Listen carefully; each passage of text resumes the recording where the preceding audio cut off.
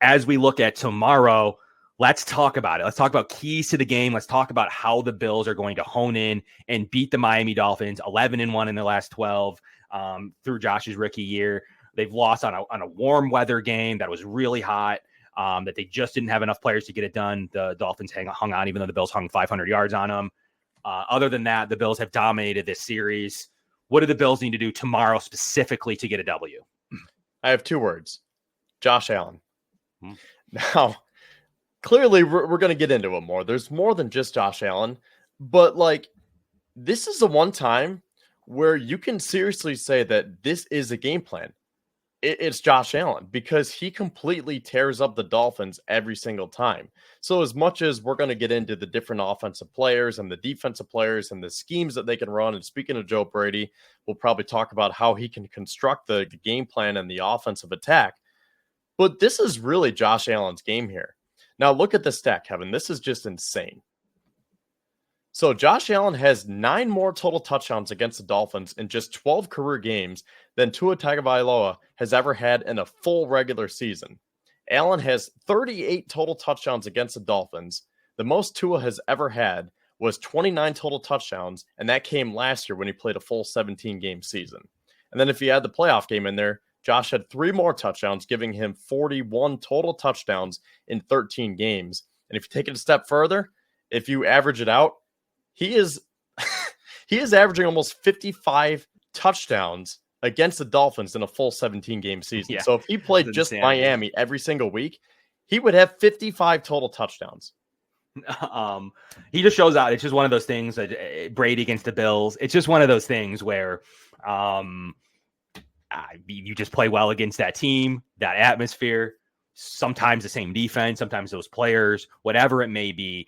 And also, according to me, I feel that Sean McDermott plays the Dolphins well himself, too. Like, he has had a mishmash of players throughout his tenure here. At times, like even when rookie year, Josh Allen, he should have beat him, but Charles Clay dropped the pass. Other than that, the Bills would have been even closer to perfect against the Dolphins. He just always seems to have an answer for what the Dolphins are doing. The Dolphins specifically have struggled in Buffalo. The Bills haven't struggled as much in Miami.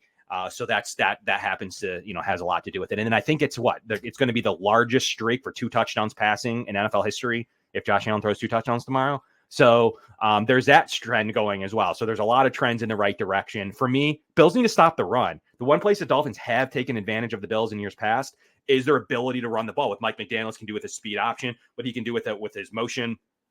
And Achane has absolutely, in his rookie year last year, has had some success against the Bills. Mostert's been pretty good against the Bills himself, too. He's been a good player. And he's out tomorrow. So that is a big advantage for the Bills. At the very least, Achane's going to be limited. He's on that high ankle. So that's going to be a decision that they're going to have to come up with what they're going to be able to do. Are they going to choose Jeff Wilson? What's going to happen? So what is your opinion on this running game? I mean, missing 2 running backs is pretty severe. That'd be like the Bills without James Cook and Ray Davis. I mean, that's a challenge. I think this game has the makings to be a shootout just because of the injuries on both sides of the ball here. I think we could really see a game like last week where the Bills could win by a similar score, 34-28, because with Mostert out, Achane, even if he plays, he might be hampered by that injury. So This is a game where Tua might just force feed it to Tyreek Hill and Jalen Waddle. And it might come down to Josh Allen having to keep up with those 3 players right there between Tua, Tyreek, and Jalen Waddle. So I think I'm going to give you the X factor here. This could come down to Curtis Samuel, because I don't think that the Bills are going to win with that style that Joe Brady likes, where it's like, as we've been talking about, you start off with the run game and you use that to set up the passing game. Well, that might not work, because if you fall down 7-0, 14-0, like last week, 17-3, you can't just give it to James Cook and expect to win. So if you're trying to keep up and, keep on the gas pedal here to keep up with this high-flying offense, I think that this is going to come down to Josh Allen making plays. And that doesn't mean he has to hurdle a bunch of Dolphins. But we saw what happened to Kincaid last week, right? Like, Arizona was ready for it. They bracketed him. He had 1 catch for 11 yards, 2 targets. That's it. Khalil Shakir, I think he's steady Eddie, so he can do his thing. Keon Coleman, I thought he had a very nice game making his, I was going to say regular season debut, but his NFL debut. 4 catches, 51 yards, led the Bills in receiving. I think this could come down to Curtis Samuel because I think the Bills need an added element to their offense. And that's what Curtis Samuel brings, where you can line him up out wide. You can put him in the slot. You can put him in the backfield. You can run some jet sweeps. You can run some trick plays. You can use his speed to your advantage, create that space and separation. And I think that Curtis Samuel, provided that he is healthy, could help the Bills maintain with this pace with the Dolphins. Because one more thing that I'll say real quick. I think the Bills defense can slow them down. They have multiple times in the past. I think McDermott does a great job of scheming things up, but they were already down Matt Milano. Now they're going to be down Taron Johnson. We talked about Cam Lewis. I thought he played great on Sunday against Arizona, but that's a Cardinals. This is a Dolphins. It could be a different story. Yeah, and I mean, particularly where to kind of couple on that, particularly where Cam Lewis was great is in run stop. So I don't, in the pass coverage area, they Bills play a lot of zone. They're going to do a lot of different things. They're going to be in quarters. They're going to be in cover 3. They're going to run a lot of different styles of defense. Cam Lewis isn't going to have the world's largest assignment when the Dolphins don't have a third receiver. My guy, Malik Washington, is out again as a rookie year. He's a guy I thought I wanted on the Bills, and I think will actually produce for the Dolphins this year. But he is out tomorrow as well. And then Raheem Mostert's out. So you're really looking at the 2 receivers, maybe Achane if he's available. I mean, I'm not a Jonnu Smith guy. I just don't think that they have 2 great weapons, some of the best weapons in the league. But outside of that, they're very top heavy. So that's going to be very interesting to see how that all plays itself out in terms of, do they have enough weapons? So Cam Lewis won't be as exposed as he could be against maybe a dominant slot receiver that could really take advantage, even though the Bills would have mitigated that anyways with a lot of zone to help him out. But I do like what Cam Lewis is able to do. It's really good in run stop. So that's where I'm going to be the most excited to see Cam Lewis. Is another safety dropping in the box. Should the Bills unleash Mike Edwards tomorrow? We talked, Kevin, what did I get right? I got Cole Bishop being inactive last week on the show. I said that it just didn't make sense. They had to find another spot somewhere. And unfortunately did come at the expense of Cole Bishop. But without Taron Johnson this week, do the Bills roll? Obviously, you probably keep Cole Bishop maybe active, depending on if they call up a corner tomorrow. I don't think they need to. Or what do you do? Do you now use Cole Bishop now that you don't have that third safety? Because that was Cam Lewis. All of this time we were talking about who's the third safety. We were talking about that on the show last week. It was Cam Lewis. It was the first safety off the bench. And then he had to go and play the nickel corner role. And then we saw a little bit of Ingram. So the Bills went with the UB special in Ingram and with Cam Lewis over Mike Edwards. And then Cole Bishop was obviously inactive, and Kyrie Elam's in there somewhere. He still can't play over those 2 guys either. So I just don't know what's going on with Kyrie. But do the Bills ultimately see Mike Edwards tomorrow finally, or what's your opinion? Yeah, I think the Bills have to change things up for a couple of reasons. One, the Taron injury. And as we've been alluding to, they did that last week where Jamarcus Ingram was actually that dime defensive back. So this is a week where we could see, as we've talked about here, Mike Edwards or Cole Bishop. The other reason here why I think it's important that they change things up, Jordan Poyer's on the other side, and Poyer knows everything that the Bills do in this defense. So you might want to throw some splash plays out there to try to throw him off, because the Dolphins are picking his brain. They want this so bad, and they are just going to Poyer all week here saying, like, what are they going to do? How do we stop Josh Allen? And he's doing his best because he wants to prove to the Bills that they shouldn't have gotten rid of him. So I think that this is a week where you sprinkle some more dime looks in there, and that's where we could see Mike Edwards or Cole Bishop come down. And maybe they do put Ingram there, but with Cam Lewis projected to be in the slot again, I'm thinking one of those 3 players, if not 2, or maybe even all 3, you just kind of rotate them through, change up the formations a little bit. I talked about this on the outset. The Bills never put that third linebacker out there. Someone said, I think this is a call into One Bills Live. Someone said, put Joe Andreessen out there. This isn't the week for that. I like Andreessen. I like the thought of a third linebacker, but when you have to compete with the speed of these wide receivers, now granted, like you said, they're very top heavy, but Tyreek Hill and Jalen Waddle, you need some different looks on that back end. So I'm curious to see what McDermott can draw up. Yeah, it's not going to be the week that they make any drastic changes like that. So I don't believe you'll see Joe Andreessen tomorrow. In fact, I don't think you're going to see many big changes at all. It's just going to be who's going to take over Cam. It's ultimately who's going to take Cam Lewis's third safety role. That's the open position. Is it going to be whatever they did with Ingram last week? Or is it going to actually be Mike Edwards? I think, look, with Taron Johnson down, like it's got to be Mike Edwards' time. You signed him, like unless there's some issue we're not talking about, this has got to be Mike Edwards' time. Like you've already behind. Go ahead.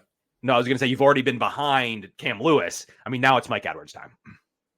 Yeah, I think you're right, because we talked about Edwards last week. He's kind of like that center fielder where he's a little bit better in pass coverage than run defense. So, I mean, maybe you can rotate it through where it's like, okay, we kind of like this situation better. We'll put Ingram back there. Or if you want to change things up, maybe even Cole Bishop. That's where you can make his debut. But that's a lot of pressure for a rookie. I know Cole Bishop tested very well with his RAS score. I think it was a 9.82, which is one of the best scores in history since they started keeping track of these rankings here. But I'm not sure if this is a week that you'd want to test that with Bishop. So you know what you have in Mike Edwards. He's very smart. He played in Steve Spagnuolo's defense. He was with Tampa, won Super Bowls with both of them. I think I would lean towards Edwards. I don't think I would use Ingram. I mean, I would, but I think Edwards has the upper hand here. I will see. Yeah. I mean, I think the Bills, and they, on top of it all, they're going to want to show the Dolphins something different, if for nothing else. So I do believe that it's going to be a Mike Edwards game. We'll see. Also, I got to say this real quick. Yeah, I know that he's gotten way better, and this is 2 years in advance now, but I just have bad flashbacks to Jamarcus Ingram being like the only healthy DB in that Heat game in 2022. So that's why I'm just like, no, thank you to Jamarcus Ingram. I want some fresh bodies out there. Give me some Mike Edwards, because I don't want those bad flashbacks creeping in. Yeah. Cam Lewis too. Like we saw a lot of that year with some of those DBs going down. So it's definitely going to be. I think Taylor Rapp actually had a good day in coverage. I was watching some of his plays as much as I could. It's tough to get through to know exactly what coverage are being called. Had a good day in coverage, in my opinion. So that was actually very impressive to see. Taylor Rapp had a very good day, in my personal opinion. Cam Lewis had a very good day against the run, in my opinion. So the combination of those two actually combo to be a pretty good, successful day between the nickel and the third safety and the starting safety core. DeMar played fine, and ultimately, still going to be his job for now. But I would like to see Cole Bishop in these games as soon as possible. I think he's having now his training camp preseason as the Bills are approaching this game. Maybe as soon as you can implement him in the defense, as soon as this 10-day break that the Bills will have after this game. So we'll see if they make any changes there. And we'll see if Taron Johnson goes on IR. I heard that there could potentially be a break of some sort in his arm, from what I was able to gather. So we'll see if that's true. And if so, do the Bills take 2 weeks and play him 4 weeks, put him on IR, or go really conservative and we won't see him until week 7. So we'll see anywhere from week 3 to week 7 on the Taron Johnson factor and what the Bills are going to be able to do, because they're going to play some good teams in that window too. So we'll see if the Bills actually force it. Yeah, you mentioned Damar Hamlin, and I was going to bring him up because what do you think about starting Mike Edwards alongside Taylor Rapp and use Damar as that dime defensive back? Because I feel like he could fit that role kind of well. Because let's not forget, Jordan Poyer was that dime, safety / linebacker where he would come down. And I feel like DeMar kind of has that ability. He has those attributes that Poyer did. And again, I guess he kind of run the risk of Poyer just being like, oh, well, I know what they're doing here. But I mean, do you think that they would make that switch and put DeMar as that extra DB and have Edwards start?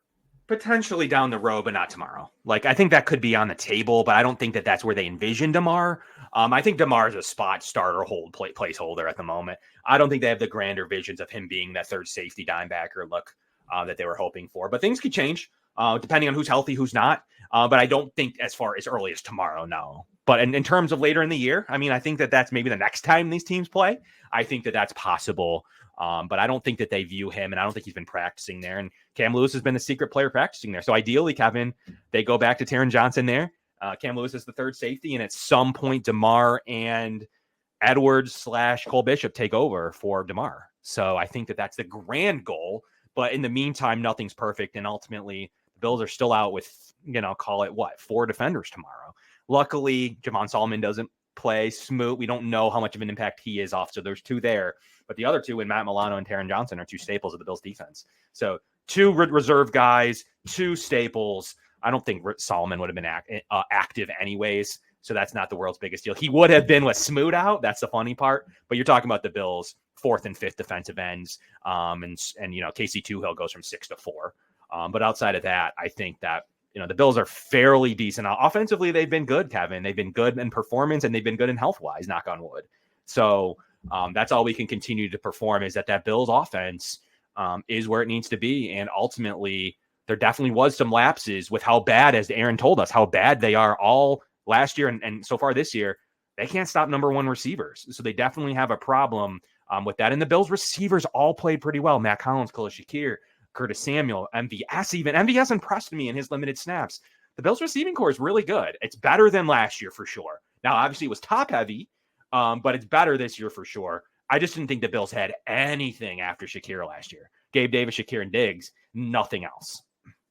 And, I tweeted this before we came on the show tonight. For as much as people have been talking about Buffalo's departures and, the turnover there and how they've lost Jordan Poyer and Trey White, Micah Hyde, Stephon Diggs, Mitch Morse, the whole 9 yards. Well, let's look at these key departures from Miami, too, because they lost a lot. Starting with Christian Wilkins, who I'm sure is very upset right now that he won't be able to touch Josh Allen tomorrow night. Then there's Robert Hunt, Connor Williams, who I believe is still a free agent, Jerome Baker, Andrew Van Ginkel, Xavier Howard, Deshaun Elliott, Brandon Jones, Raekwon Davis, Melvin Ingram, Chase Claypool if you want him. But the point is, the Dolphins also lost a lot of talent, not just the Bills. They have. And that ultimately showed. Like, they were really bad in their game. They were worse than the Bills in their game early on, especially. They needed a Travis Etienne fumble, really strong play by Holland to even save that. Game was over. If Travis Etienne, if he doesn't make that crazy play for the fumble, that game's over. The Jacksonville Jaguars win that game. So, that's what it takes to have a player make a play. But ultimately, they were at a much big concern of losing that game as well. So, it's going to be a battle of like who is going to be able to overcome some of these early season challenges that both teams have, and what the Dolphins are going to be able to do with potentially a running back out, another one banged up, and a couple of running backs do help this Miami Dolphins offense go round. So that's something that I'm looking out for as well, and what these backup running backs are going to be able to do for the Dolphins tomorrow. And if you look at their kind of revamped offensive line, Taron Armstead and Austin Jackson played really well, in my opinion. Eichenberg's Eichenberg. He played a good game, but he is still Eichenberg. Robert Jones struggled, in my opinion, mightily. So ultimately, the O-line had a pretty good day. It's been one of their biggest problems. They don't really have a tight end, no tight end play there. So that should be advantage Bills in being able to at least have a little bit of pressure off from having a guy like, and I'm sure McBride was part of their who the Bills were trying to shut down last week.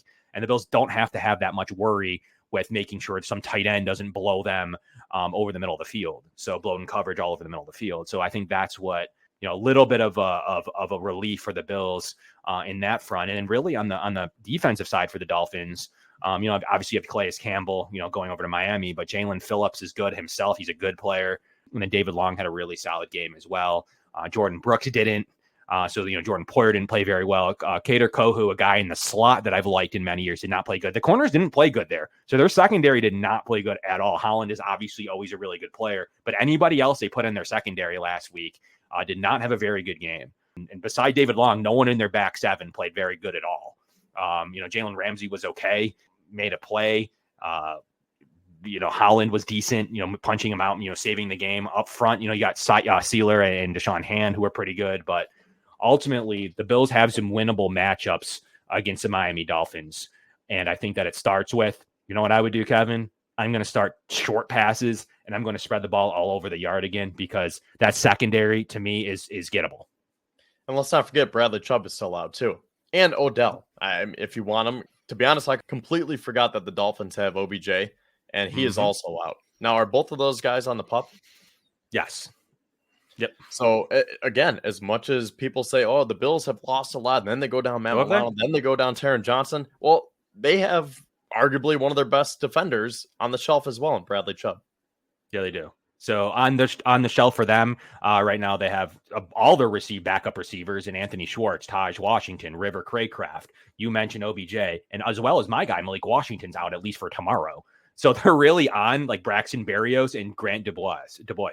Like that's it. Like they don't have another receiver behind their top two. So the Bills will be able to literally double and triple team Tyreek Hill. And that's going to be the goal, in my opinion. as far as tomorrow goes. Cam Smith, a nice looking cornerback, he's out as well. He's on IR. Keon Smith, an offensive tackle they were looking at, but their offensive tackle unit is fine. And then you obviously mentioned on PUP, Odell Beckham, Bradley Chubb, Isaiah Wynn. So the Dolphins definitely have some vulnerabilities, in my opinion. The offensive line played well last week, but there's some vulnerabilities on the offensive line. There's definitely some vulnerabilities on the defense.